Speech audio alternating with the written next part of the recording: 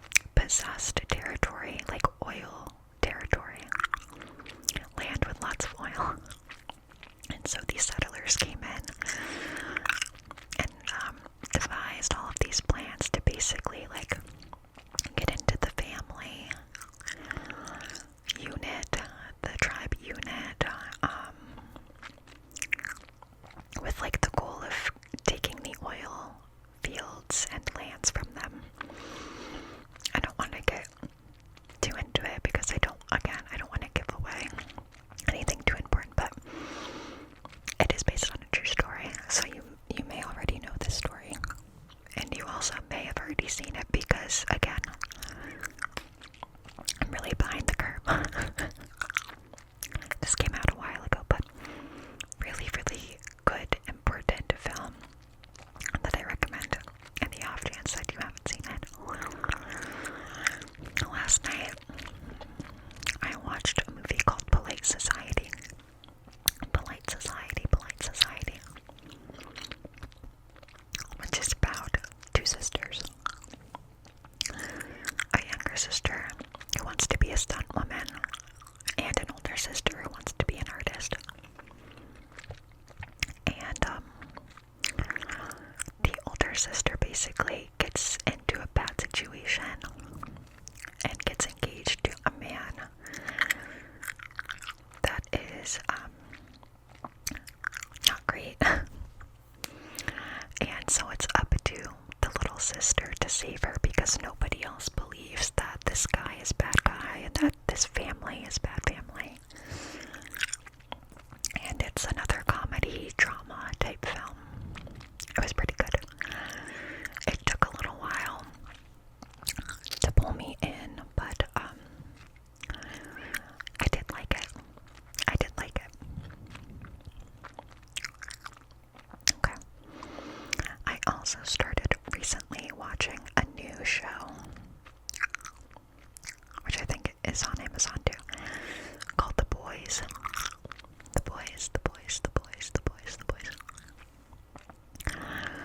And my roommate wanted to start this because she's a big superhero fan, and her brothers are too, and they had been recommending it, and we watched the first episode, and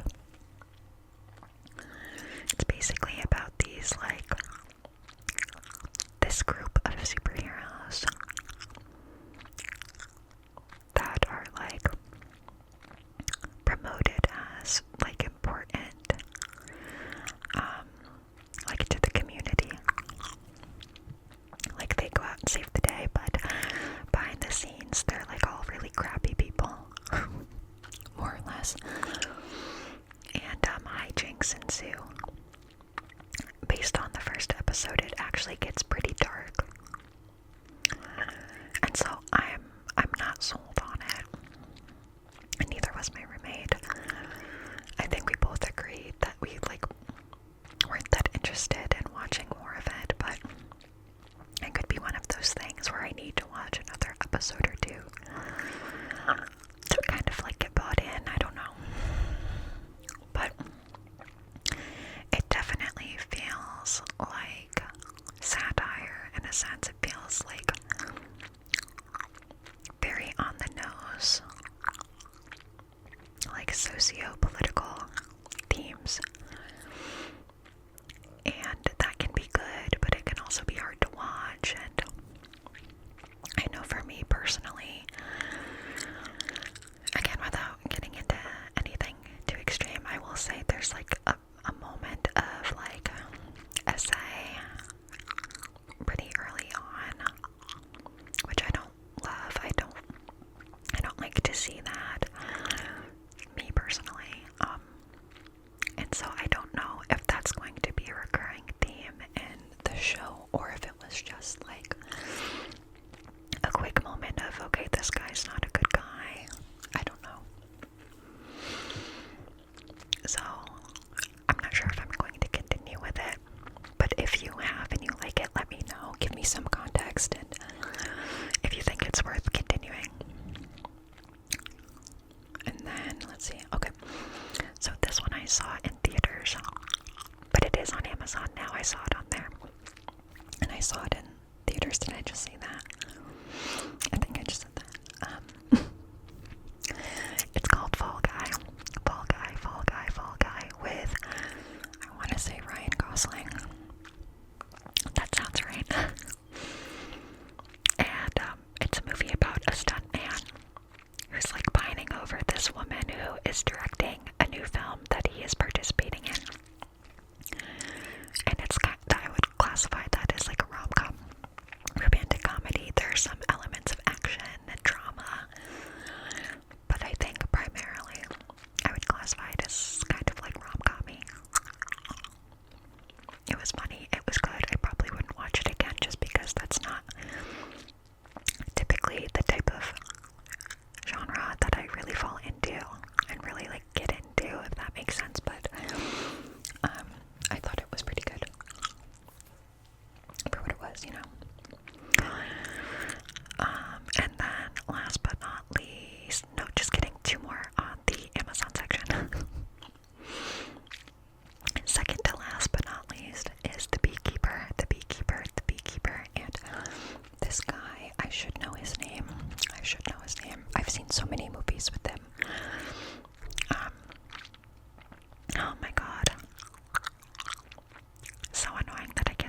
same, but this movie I didn't really like very much.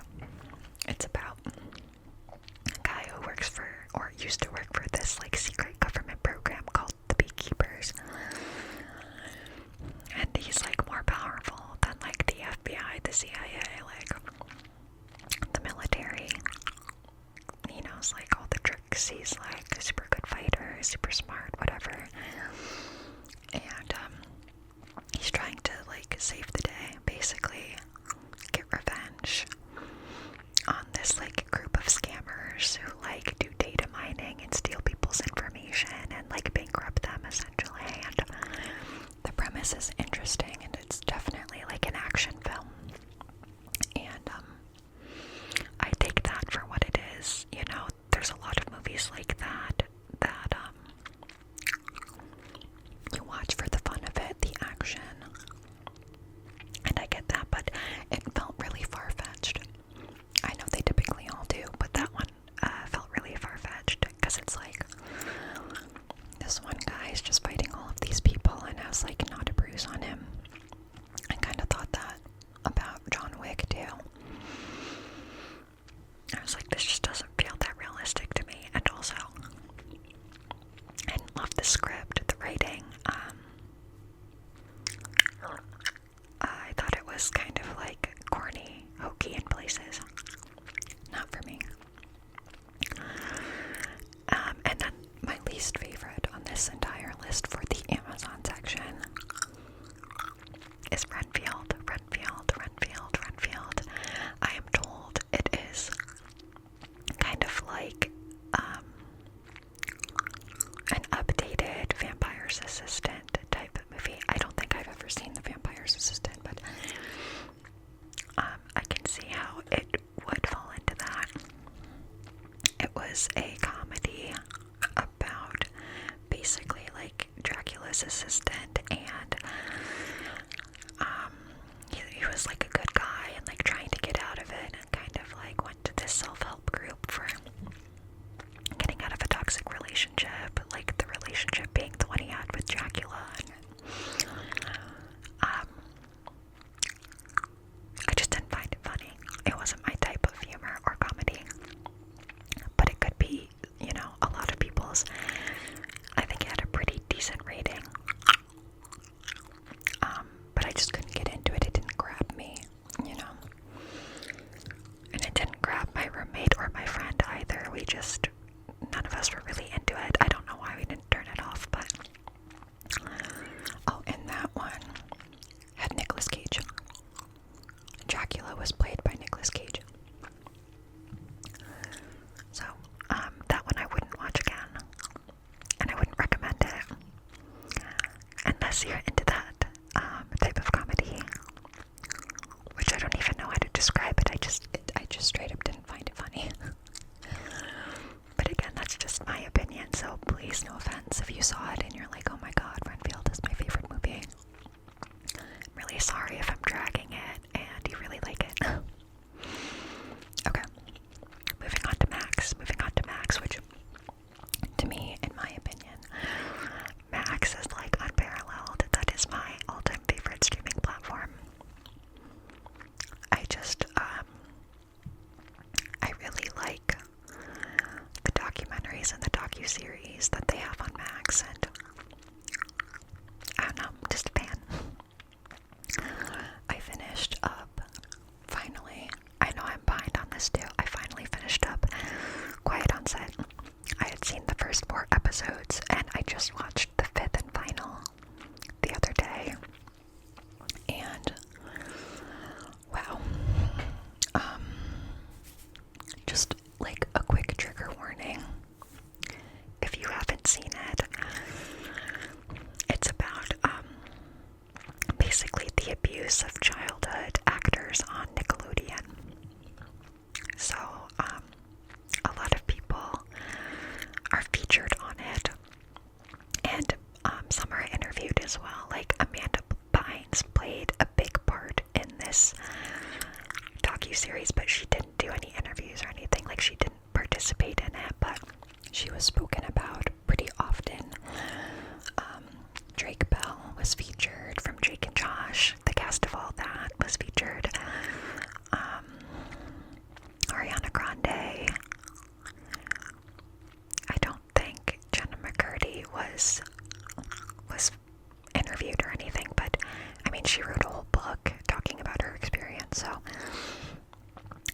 it can be hard to watch, in places, because again, it's about children and the abuse that they faced on and off the set working on these Nickelodeon shows. So deeply illuminating, deeply important. I'm glad that this series exists and brings to light a lot of really important conversations, but just be advised, if you haven't seen it and you want to see it, that there are some tough topics within that series, but really well done, really respectful, and I think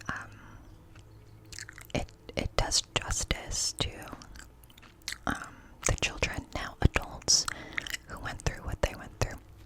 Next up, we have 6 schizophrenic brothers. That is exactly what it sounds like, right? This is about a family of, oh gosh, I can't remember exactly how many there were. There were like 15 of these kids, 16, something crazy like that. Big family, big family.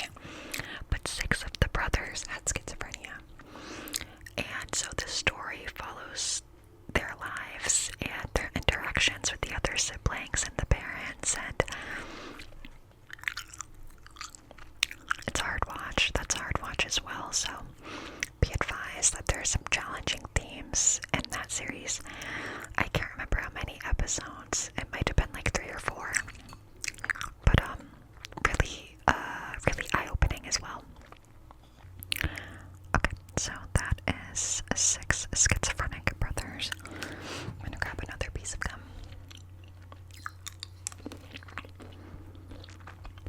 The other piece was getting kind of stale.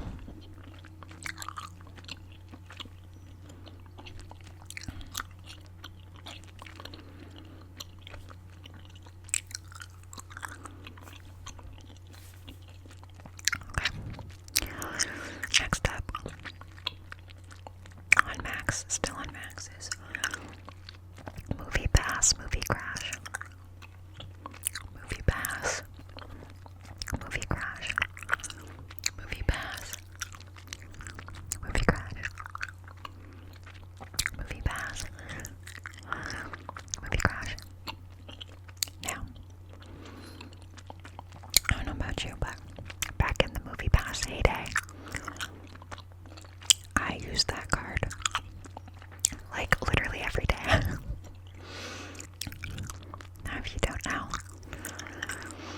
MoviePass was like a membership card, and you would pay, I think, like $10 a month, and you would have access to an unlimited amount of films every month. It was crazy. I never understood the business model, which is part of what the documentary is about, like how it just was destined to fail in the way that it was set up originally. But I would go to a movie like every day. I would see movies multiple times, the same one. And at the time I lived in Brooklyn, so I had access to a ton of movie theaters, and it worked for all of them. I could go to like a dine-in theater and see a movie, and basically it felt like it was free because I was just paying $10 a month and going to like 3-4 movies a week. So I loved MoviePass. I was so sad when it sort of had its epic crash because it just, too many people were using it, going to too many movies, and again, the business model didn't make sense, but it's worth the watch. MoviePass is a thing again, and it's actually being profitable. It's a profitable business now, and it's still a pretty good deal. It's nothing like it was, again, back in the day, which was a few years ago, maybe 5 years ago, something like that, but definitely worth the watch.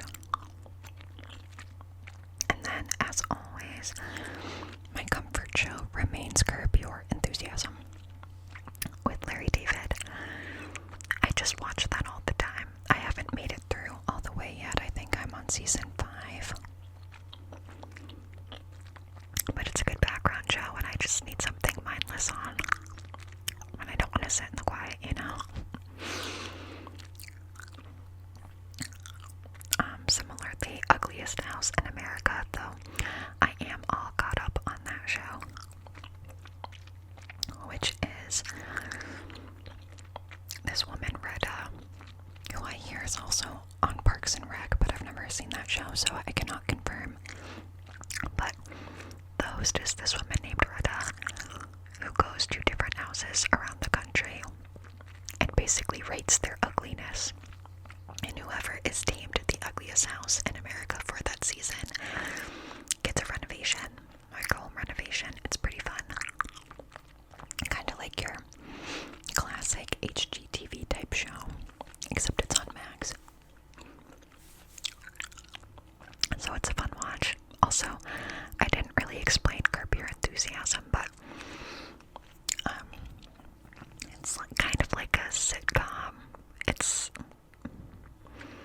It's like based off of Larry David's life, kind of, and it's just like comical hijinks and like very awkward, uncomfortable situations. It's not everybody's type of comedy. I remember the first time I tried to watch it years and years ago, I didn't like it. And then I tried watching it again recently and I thought it was the funniest thing, so it all depends.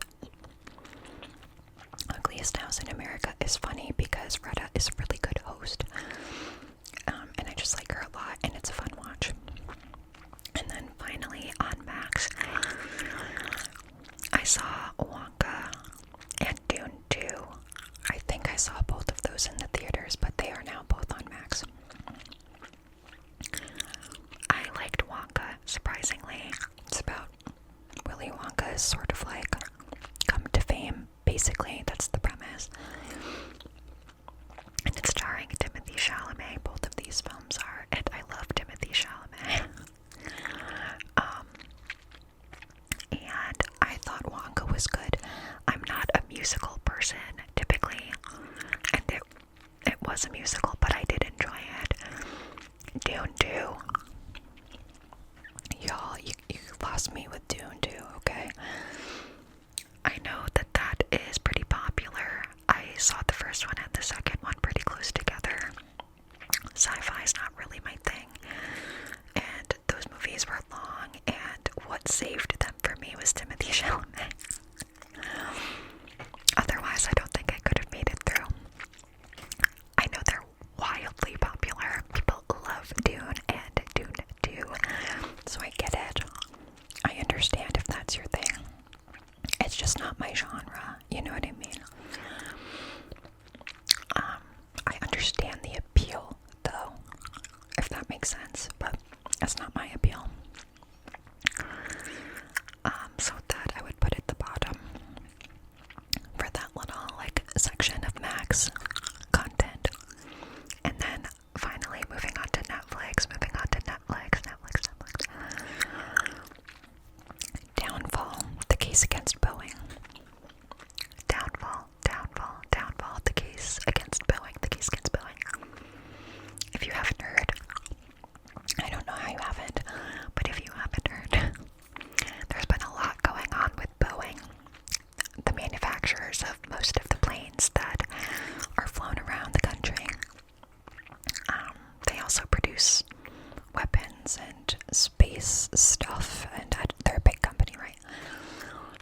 But this documentary digs into some of the issues in recent years that Boeing has been dealing with, like in terms of safety and workplace flow and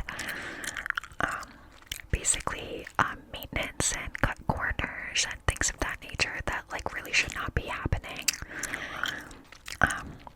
That was certainly illuminating and made me a bit fearful, to be honest.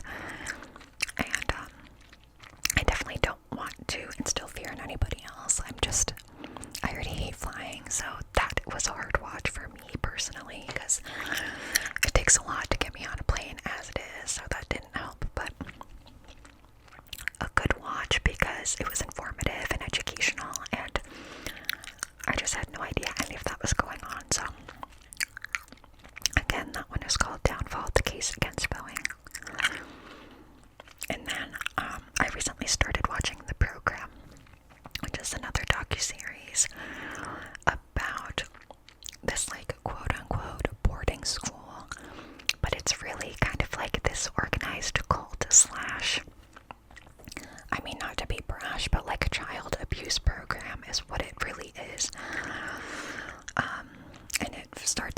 focusing on like one of the boarding schools, but you later discover that it's like an organized group of them, like they're kind of all over the place. And I haven't finished this yet. Like I said, it's a docu-series. I just finished the first episode and I want to continue it. It was wild, just wild.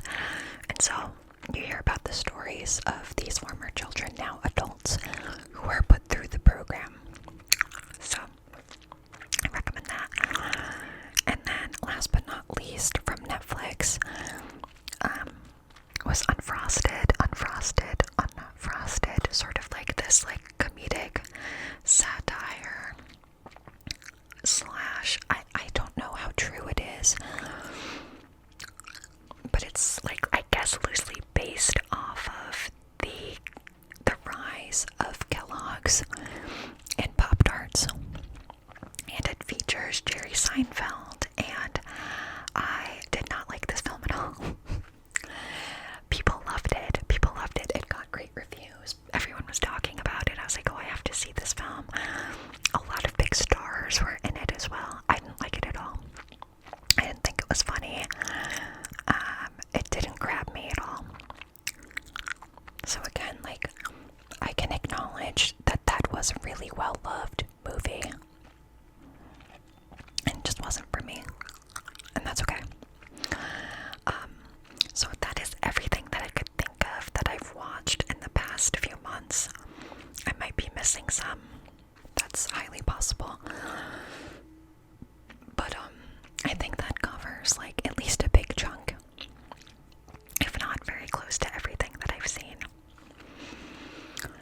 And tonight is the start of Shark Week. It is Sunday. As I'm filming this right now, it is Sunday at 4:30. So after this, I'm gonna go to the gym, I'm gonna go grocery shopping, and then I'm gonna get comfy and cozy and tune into Shark Week, which is also being featured on Max, because again, Max is just a really good platform.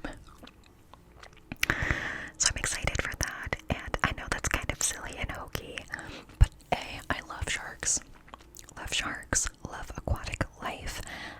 But yeah, I think that sharks get a really bad rap.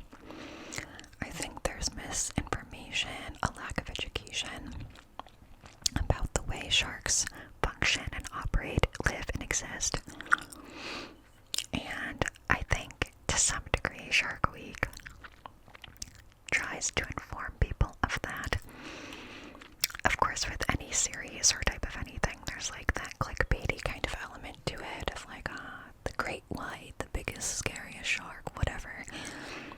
But I genuinely love sharks, and so I'm really excited to watch it. I do it every year. It's like a tradition. It's something that I've been watching since I was a kid, so I think a lot of it is like the nostalgia of it all, if that makes sense. And sometimes the people featured on Shark Week are really fun. I know this year the host is John Cena, so I don't know, it'll probably be fun. I remember there was one year, the Jackass crew, like Steve-O and Johnny Knoxville and all of them, did some like Shark Week activities, and I thought that was cool. So I don't know, I think by and large it raises awareness.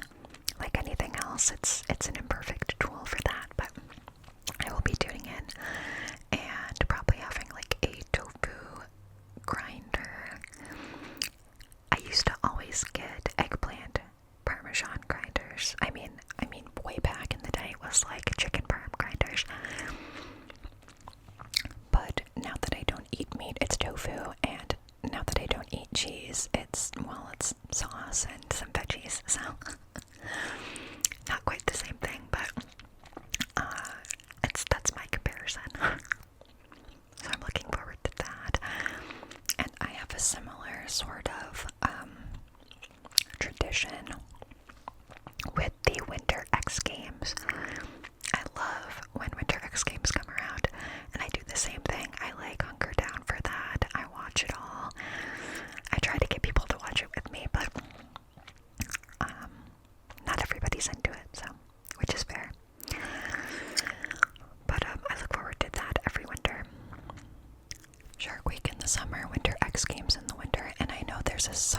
games as well, but I was never as excited about that one. I watch it sometimes, but I'm more so jazzed by the winter festivities. So anyway, so that's what I have for you today.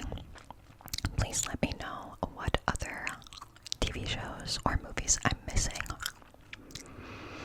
and what else you want me to talk about in future videos.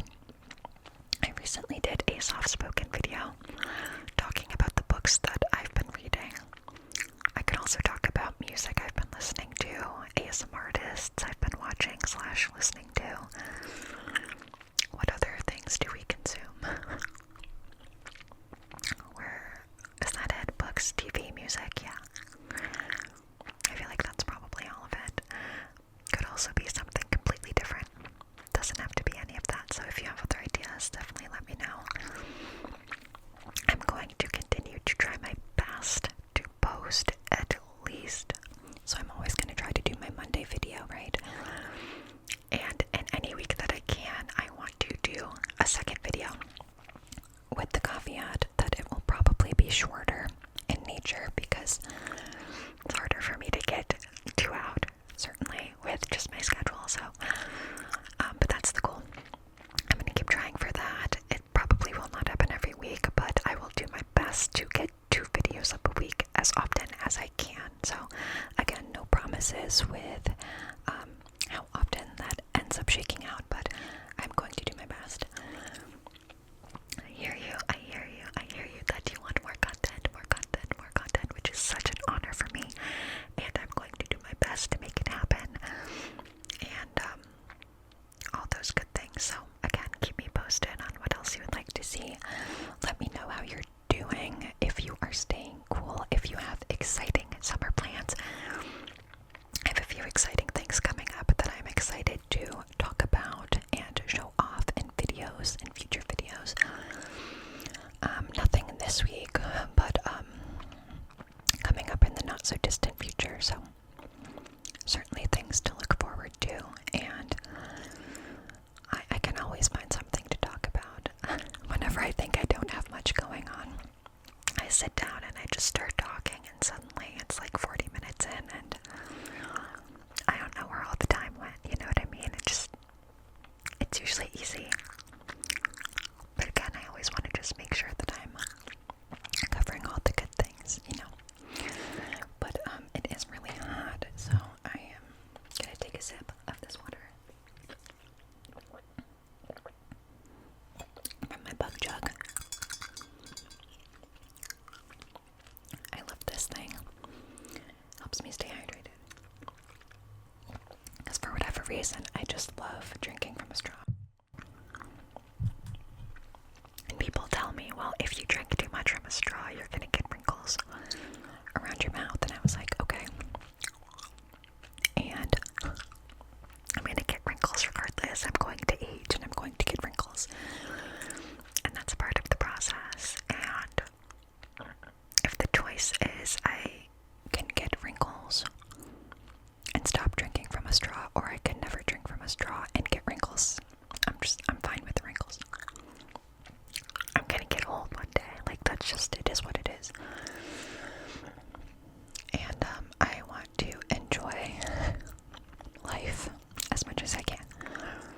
And if that means drinking out of a cute little glass straw out of my big ol' bug jug, then that's what I'm going to do. Okay. Anyway, I'm gonna let you go. I'm going to get to the rest of my Sunday, and I'm going to try my best to get a second video out this week. I'll probably film that in the next few days, so keep an eye out for it. Thank you so much for watching, as always. I'll be back very soon.